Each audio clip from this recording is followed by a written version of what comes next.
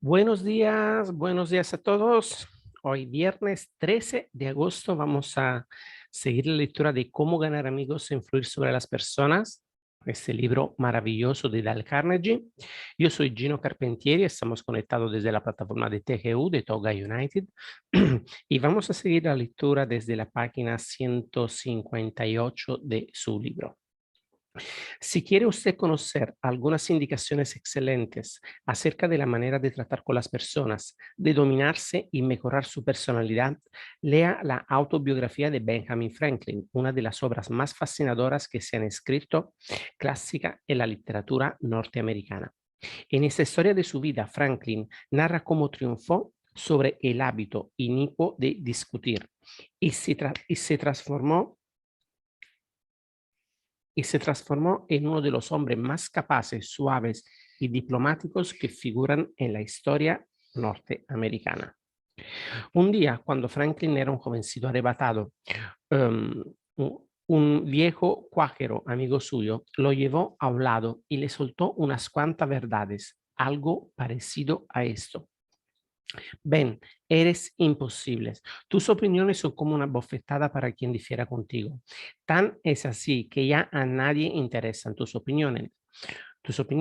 Tus amigos van descubriendo que lo pasan mejor cuando no estás con ellos. Sabes tanto que nadie te puede decir nada. Por cierto, que nadie va a intentarlo siquiera, porque ese esfuerzo solo le produciría incomodidades y trabajo. Por tal razón, es probable que jamás llegues a saber más de lo que sabes ahora, que es muy poco.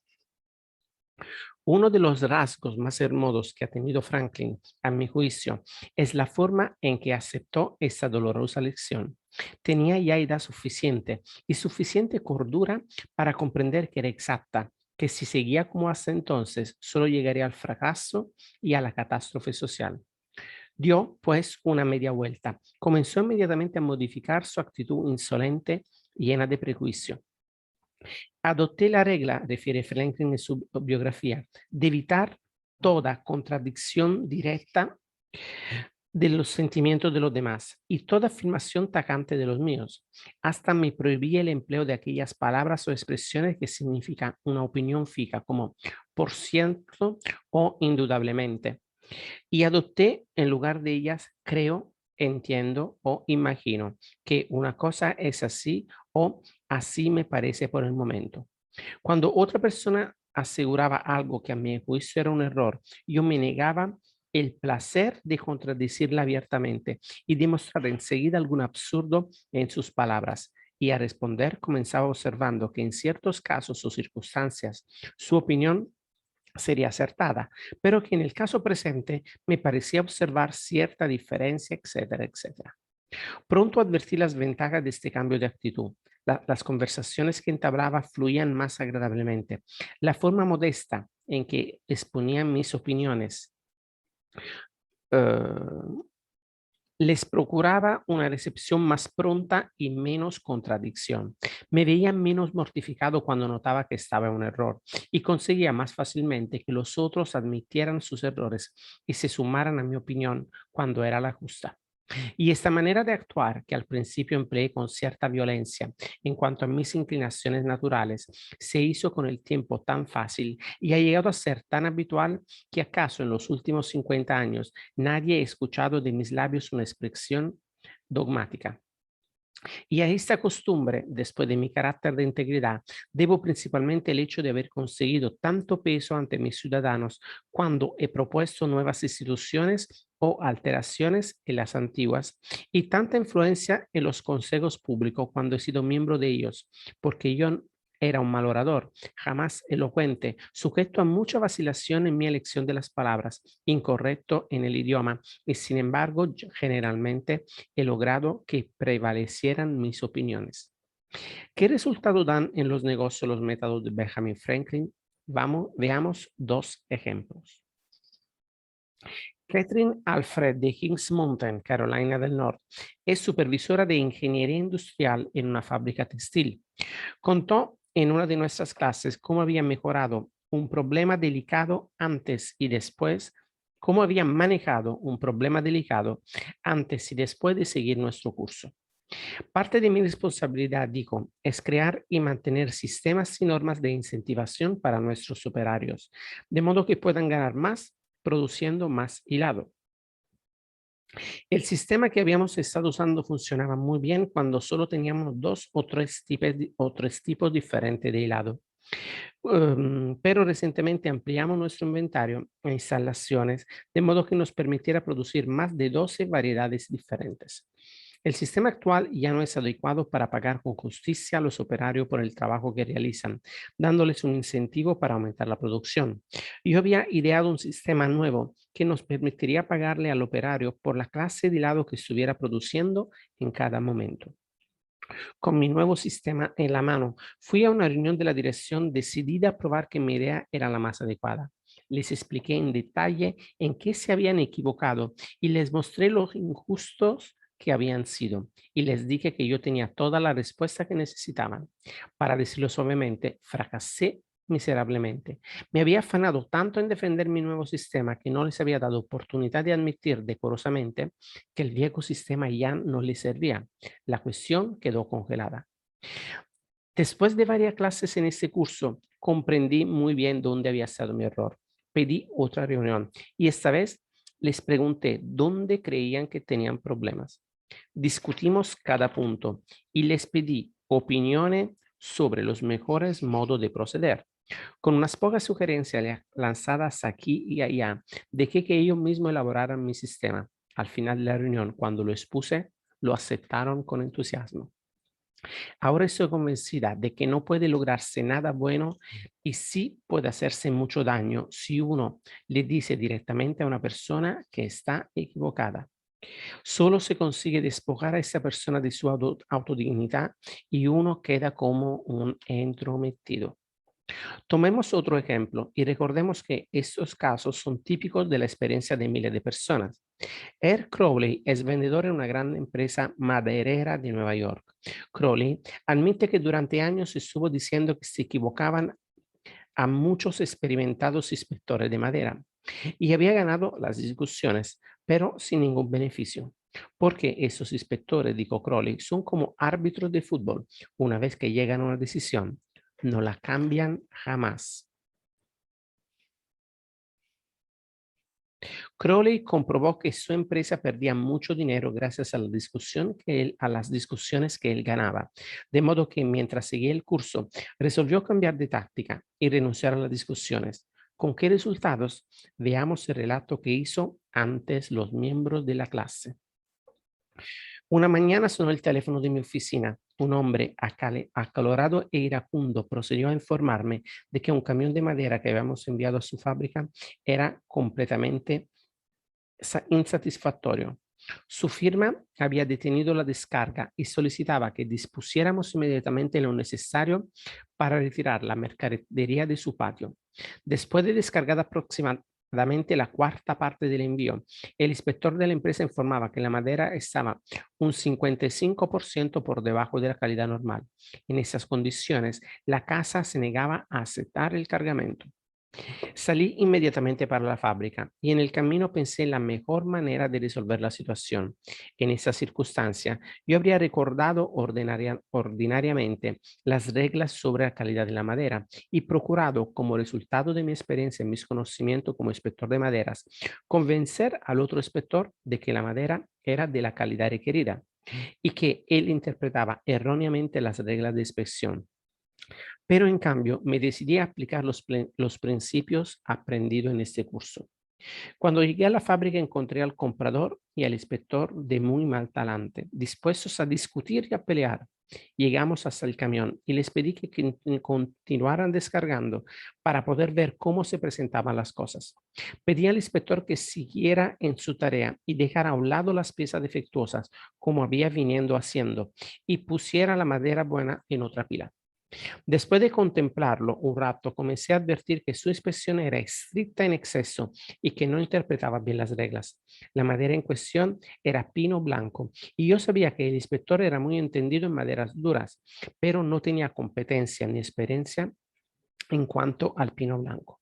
En cambio, el pino blanco es mi fuerte. Sin embargo, no formulé objeción alguna por la forma En aquel hombre clasificaba la madera. Seguí mirando y por fin empecé a preguntar por qué ciertas piezas eran rechazadas. Ni por un instante insinué que el inspector se equivocaba. Destaqué que la única razón de mis preguntas era el deseo de poder dar a la empresa exactamente lo que necesitaba en los envíos futuros. Con esas preguntas hechas siempre en forma amistosa y de cooperación y con mi insistencia en que tenía razón a rechazar tablones que no le satisfacían, conseguí que las relaciones entre nosotros dejaran de ser tensas. Alguna frase cuidadosamente formulada por mi parte dio origen, en el ánimo del inspector, a la idea de que tal vez algunas de las piezas rechazadas estaban en realidad dentro de la calidad que habían encargado y que las necesidades de la casa requerían una calidad más costosa. Tuve buen cuidado, no obstante, de no hacerle pensar que yo defendía un punto de vista opuesto al suyo. Gradualmente cambió toda su actitud. Por fin admitió que no tenía experiencia en la clasificación del pino blanco y comenzó a hacerme preguntas acerca de cada una de las piezas que se descargaban. Yo explicaba entonces por qué tal o cual pieza entraba dentro de la calidad especificada en el pedido, pero insistiendo siempre en que no quería que la casa la aceptara si no respondía a sus necesidades. Por fin, el inspector llegó al punto de sentirse culpable cada vez que colocaba un tablón en la pila de los defectuosos y por último comprendió que el error había sido de su empresa por no especificar en el pedido una calidad tan buena como la que necesitaban. El resultado final fue que volvió a revisar todo el cargamento después de marcharme yo, que aceptó toda la madera y que recibimos un cheque por el pago total. En aquel caso, un poco de tacto y la decisión de abstenerme de decir a la otra persona que se equivocaba le ahorró a mi empresa una buena cantidad de dinero contante y sonante y sería difícil fijar el valor monetario de la buena voluntad que se preservó por este medio. Una vez le preguntaron a Martin Luther King cómo podía admirar, siendo un pacifista, al general de la Fuerza Aérea Daniel Chesty James, que en aquel entonces era el militar negro de más rango en el país. El doctor King respondió: juzgo a la gente por sus principios, no por los míos. De modo similar, el general Lee le habló una vez al presidente de la Confederación, Jefferson Davis, en los términos más elogiosos sobre cierto oficial bajo su mando. Otro oficial que estaba presente quedó atónito. General, le dijo, ¿no sabe que que el hombre del que habla con tanta admiración es uno de sus peores enemigos, que no pierde ocasión de denigrarlo? Sí, respondió el general Lee, pero el presidente me pidió mi opinión de él, no la opinión que él tiene de mí. Pero yo no revelo nada nuevo en este capítulo. Hace 19 siglos, Jesucristo dijo, ponte rápidamente de acuerdo con tu adversario. Y 2200 años antes del nacimiento de Jesucristo, el rey Actoy de Egipto dio a un hijo ciertos consejos muy sagaces, consejos que no son muy necesarios hoy. Sé diplomático, le dijo el rey, te ayudará a obtener tus deseos. En otras palabras, no hay que discutir con el cliente o con el cónyuge o con el adversario. No le diga que se equivoca, no lo haga enojar. Utilice un poco de tacto y de diplomacia. Regla número 2. Demuestre respeto por las opiniones ajenas. Jamás diga a una persona que está equivocada. Vamos a la parte número 3. Si se equivoca, usted admítalo. A un minuto de mi casa había un amplio terreno con bosques vírgenes, donde las plantas silvestres florecían en la primavera, donde las ardillas hacían sus nidos y criaban a sus hijos, y donde los matorrales crecían hasta tapar a un hombre. Este bosque se llamaba Forest Park y era un bosque cuyo aspecto probablemente no había cambiado mucho desde que Colón descubriera América. Con frecuencia iba a pasear por ese bosque con Rex, mi pequeño Bull Terrier de Boston. Era un perrito amigable, inofensivo y como rara vez encontrábamos a alguien en el parque, lo llevaba sin colar, sin collar y sin bozal. Un día encontramos a un policía montado, un hombre deseoso de mostrar su autoridad. ¿Qué es esto de dejar el perro suelto en el parque sin bozal? Me reprendió. ¿No sabes que es ilegal? Sí, lo sé, respondí suavemente, pero no creí que podría hacer daño aquí. No creyó, no creyó. La ley no se interesa un pepino por lo que usted cree. Ese perro puede matar a una ardilla o morder a un niño. Por esa vez no le diré nada, pero si vuelvo a encontrar ese perro sin bozal y sin su collar y correa, lo llevaré ante el juez. Prometí obedecer. Y obedecí unas pocas veces, pero Rex estaba incómodo con el bozal y a mí me dolía ponérselo, de modo que decidí no colocárselo más. Todo marchó bien por un tiempo, pero de pronto tuvimos un tropiezo. Rex y yo corríamos por un sendero cierta tarde, cuando repentinamente vi la majestad de la ley montada en un caballo alazán. Rex corría delante, directamente hacia el policía. Yo sabía ya que, que estaba perdido. No esperé que el policía empezaba a hablar. Me adelanté a él y le dije, agente, me ha sorprendido con las manos en las masas. Soy culpable, no tengo excusas ni disculpas. La semana pasada me advirtió usted que si volvía a traer el perro sin bozal me iba a poner una multa. Sí, es cierto, respondió el agente con tono muy suave, pero yo sé que es una tentación dejar que el pobre perrito corra un poco por aquí cuando no hay nadie cerca. Claro que es una tentación, pero es contrario a la ley. Bueno, un perrito tan chico no va a hacer daño a nadie, recordó el agente. No, pero puede matar a alguna ardilla, insistí. Vamos, creo que se está extremando las cosas. Escúchame, déjele correr más allá de esa colina donde yo no pueda verlo. Y aquí ya no ha pasado nada. Aquí la gente de policía, por ser humano, quería sentirse importante. Cuando yo empecé a condenar mi proceder, la única forma en que él podía satisfacer su deseo de importancia era la de asumir una actitud magnánima. Pero supongamos que yo hubiera tratado de defenderme. ¿Ha discutido a usted alguna vez con la policía? En lugar de lanzarme a la batalla contra él, admití desde el principio que la razón estaba de su parte, que yo no la tenía. Lo admití rápidamente, abiertamente y con entusiasmo. Y la cuestión terminó agradablemente. Él pasó a ocupar mi parte y yo pasé a ocupar la suya. Si sabemos que de todas maneras se va a demostrar nuestro error, ¿no es mucho mejor ganar la delantera y reconocerlo nosotros mismos? ¿No es mucho más fácil escuchar la crítica de nuestros labios que la censura de labios ajenos? Diga usted de sí mismo todas las cosas peyorativas que sabe que está pensando la otra persona o quiere decir, o se propone decir y dígales antes de que él haya tenido una oportunidad de formularlas y le quitará la razón de hablar. Lo probable, una probabilidad de 101 es que su contrincante asume entonces una actitud generosa de perdón y trate de restar importancia al error por usted cometido, exactamente como ocurrió en el episodio del policía montado. Ferdinand Warren, artista comercial, utilizó esta técnica para obtener la buena voluntad de un comprador petulante, irritable. Warren nos narró su experiencia en estos términos. Es de suma importancia al hacer dibujos para fines de publicidad y para los periódicos ser muy preciso y muy exacto. Algunos compradores exigen que sus encargos sean ejecutados inmediatamente y en esos casos suelen ocurrir algunos ligeros errores. Yo conocí particularmente a uno que se complacía en encontrar hasta los menores defectos. A menudo he salido de su despacho irritado, no por sus críticas, sino por sus métodos de ataque. Hace poco entregué un trabajo apresurado a este comprador y poco después me dijo por teléfono que fuera inmediatamente a su oficina.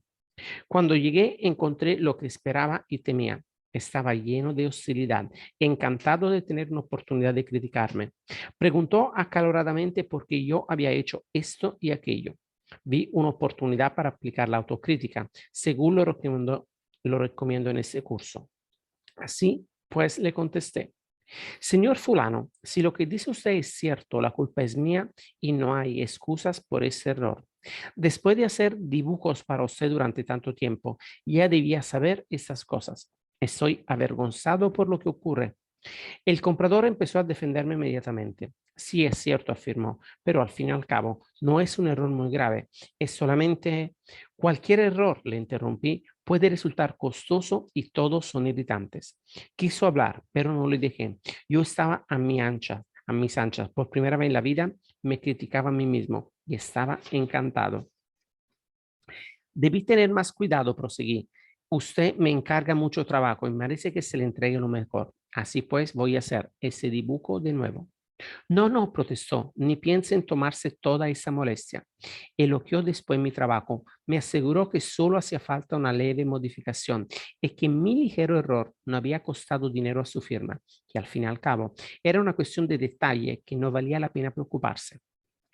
Mi prontitud en criticarme le había quitado el ansia de pelear. Terminó por invitarme a almorzar y antes de separarnos me pagó mi trabajo y me encargó otro. Hay un cierto grado de satisfacción en tener el valor de admitir los errores propios. No solo limpia el aire de culpa y actitud defensiva, sino que a menudo ayuda a resolver el problema creado por el error. Bruce Harvey de Albuquerque, Nueva México, había autorizado incorrectamente el pago del salario completo a un empleado que estaba de bajo por enfermedad. Cuando descubrió su error, llamó al empleado, le explicó la situación y le dijo que para corregir el error tendría que descontar de su siguiente pago el monto completo del exceso pagado antes. El empleado dijo que eso le causaría un grave problema financiero y pidió que los descuentos se hicieran a lo largo de determinado espacio de tiempo. Harvey le explicó que para hacer ese último necesitaba la aprobación de su supervisor. Y yo sabía que eso, nos dijo Harvey, provocaría una explosión por parte de mi jefe. Mientras trataba de decidir cómo manejar esa situación, comprendí que todo el problema había partido de un error mío y tendría que admitirlo así. Entré en la oficina de mi jefe, le dije que había cometido un error y después le hice el informe completo de los hechos. Replicó de modo explosivo que era culpa del departamento del personal. Repetí que la culpa era mía. Volvió a explotar contra el descuido del departamento contable. Una vez más le expliqué que la culpa era toda mía. Culpó a otras dos personas de la oficina, pero cada vez que yo repetía que era culpa mía, al fin me miró y me dijo, de acuerdo, es culpa suya, arréglelo como mejor le parezca. El error fue corregido y no hubo problemas para nadie. Me sentí muy satisfecho porque pudo manejar una situación tensa y tuve el valor de no buscar excusas. Desde entonces, mi jefe me respetó más. Cualquier tonto puede tratar de defender sus errores y así todos los tontos lo hacen, pero admitir los propios errores nos eleva por encima del rebaño y nos da un sentimiento de nobleza y exaltación.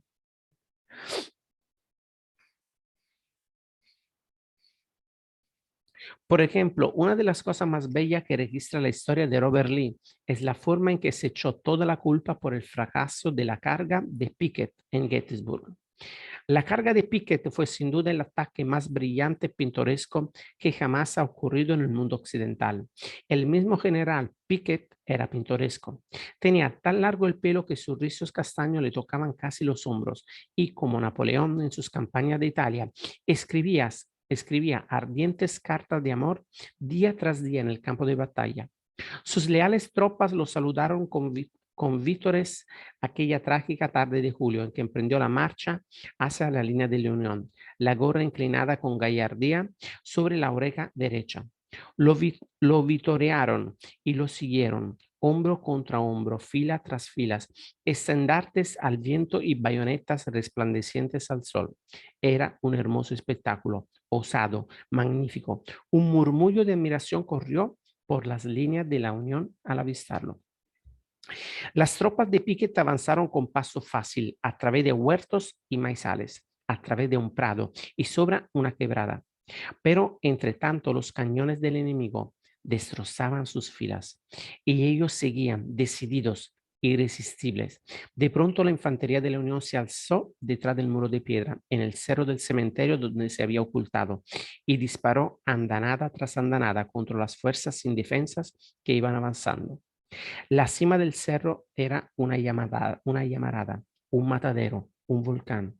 En pocos minutos, todos los comandantes de brigada, salvo uno, habían caído y con ellos estaban en el suelo las 4/5 partes de los 5,000 hombres que mandaba Piquet.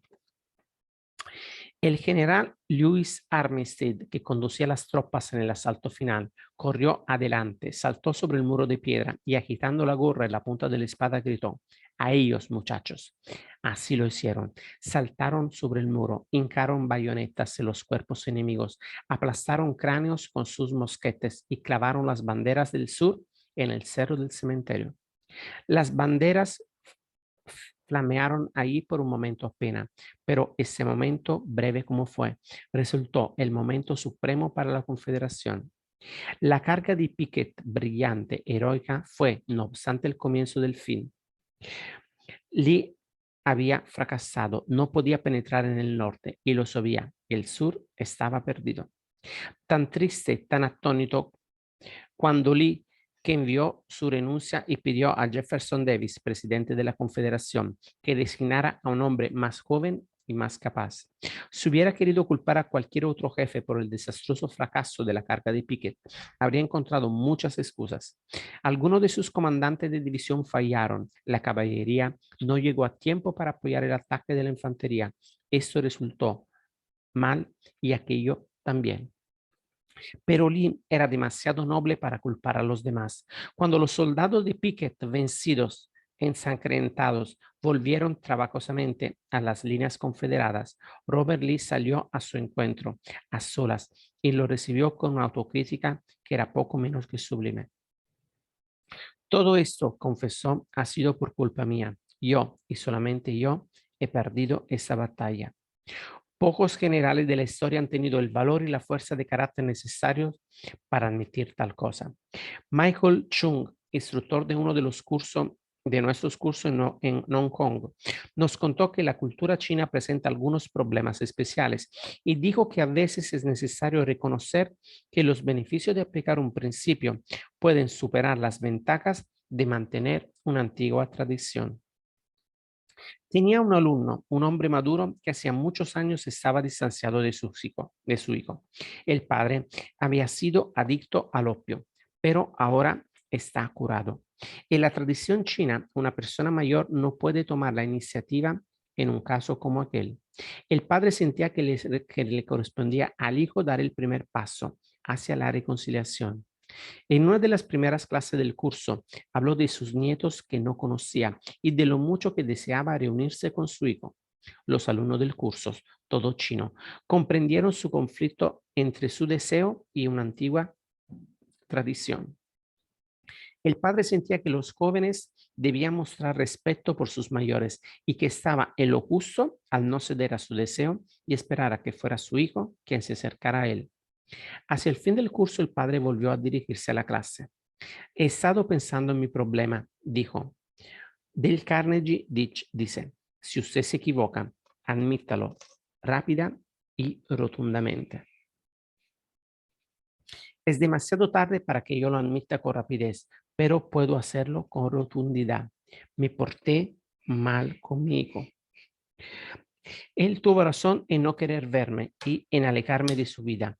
Puedo perder dignidad al pedirle perdón a una persona más joven, pero fue mi culpa y es mi responsabilidad admitirlo. La clase lo aplaudió y le dio todo su apoyo. En la clase siguiente contó que había ido a casa de su hijo, le había pedido perdón y ahora había iniciado una nueva relación con su hijo, su nuera y sus nietos a los que al fin había conocido. Elbert Hubbard fue uno de los autores más originales que nunca haya conmocionado a un país y sus mordaces escritos despertaron a menudo fieros resentimientos. Pero Hubbard, gracias a su rara habilidad para tratar con la gente, convirtió frecuentemente a sus enemigos en amigos. Por ejemplo, cuando un lector irritado le escribía para decir que no estaba de acuerdo con tal o cual artículo y terminaba llevando a Hubbard esto y aquello, el escritor solía responder más o menos así. Pensándolo bien, yo tampoco estoy muy de acuerdo con ese artículo. No todo lo que escribí ayer me gusta hoy. Me alegro de poder saber lo que opina usted al respecto. Si alguna vez viene por aquí, debe visitarnos y discutiremos la cuestión a fondo para siempre. Un apretón de manos, salvando la distancia, muy atentamente. ¿Qué se puede decir a un hombre que nos trata así? Cuando tengamos razón, tratemos pues de atraer suavemente y con tacto a los demás a nuestra manera de pensar. Y cuando nos equivocamos, muy a menudo, por cierto, A poco que seamos honrados con nosotros mismos, admitamos rápidamente y con entusiasmo el error. Esta técnica no solamente producirá resultados asombrosos, sino que, créase o no, nos hará comprender que criticarse es en esas circunstancias mucho más divertido que tratar de defenderse. Recordemos el viejo proverbio: peleando no se consigue jamás lo suficiente, pero cediendo se consigue más de lo que se espera.